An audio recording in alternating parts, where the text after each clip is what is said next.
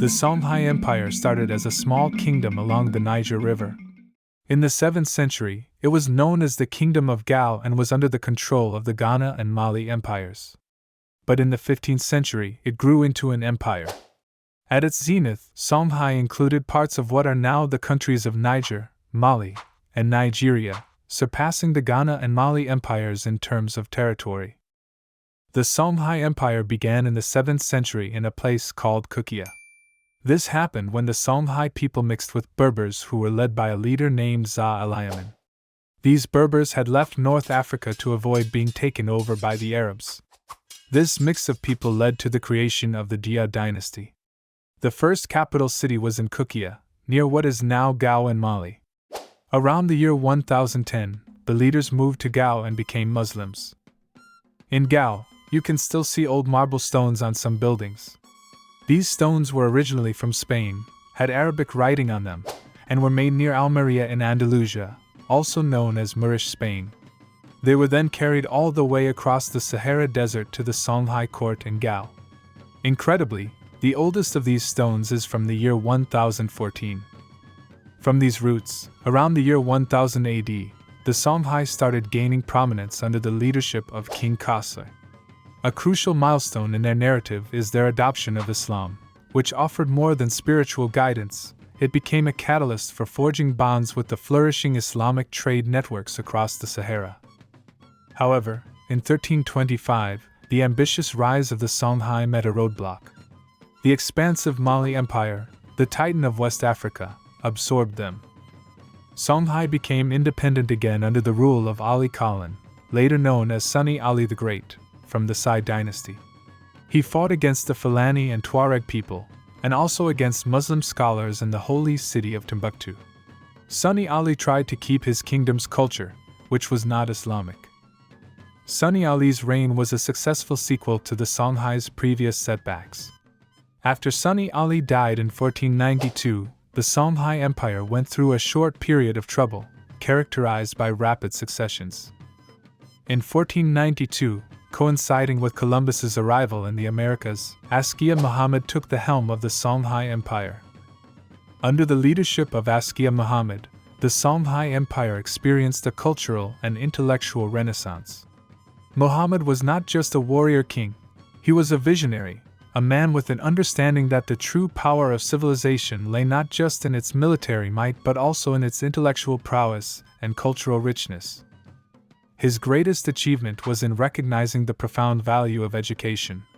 Under Muhammad's guidance, Timbuktu blossomed into an intellectual metropolis, a beacon of enlightenment in West Africa.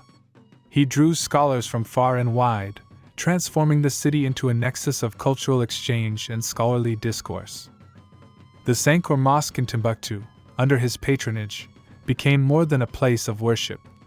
It evolved into a renowned center of learning, housing thousands of manuscripts on subjects as diverse as mathematics, chemistry, philosophy, and astronomy. Askia Muhammad also promoted Islam with a deep-rooted conviction that transcended the spiritual realm and touched every aspect of life in the Songhai Empire. He fused Islamic values into the administrative and legal systems, underscoring the empire's identity as a major Islamic civilization. For these reasons, Askia Muhammad's reign is often referred to as the Golden Age of the Songhai Empire. No story of the Songhai Empire will be complete without discussing the battle that heralded its ultimate fall. It's March 13, 1591.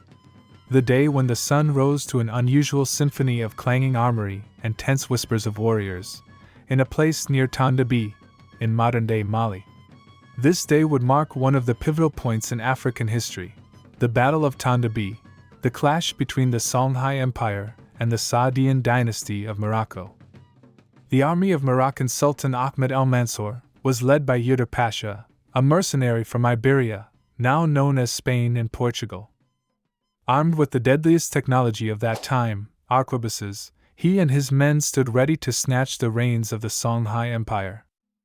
On the other side, Askia Ishaq II, the Songhai leader, could feel the burden of his kingdom on his shoulders. He devised a strategy that was as unique as it was daring. And so, in the hopes of routing the invaders, the Songhai chose an army not of men but of beasts, 1,000 stampeding cattle. As the battle commenced, the ground shook with the thunderous charge of the cattle, a sight as awe-inspiring as it was terrifying.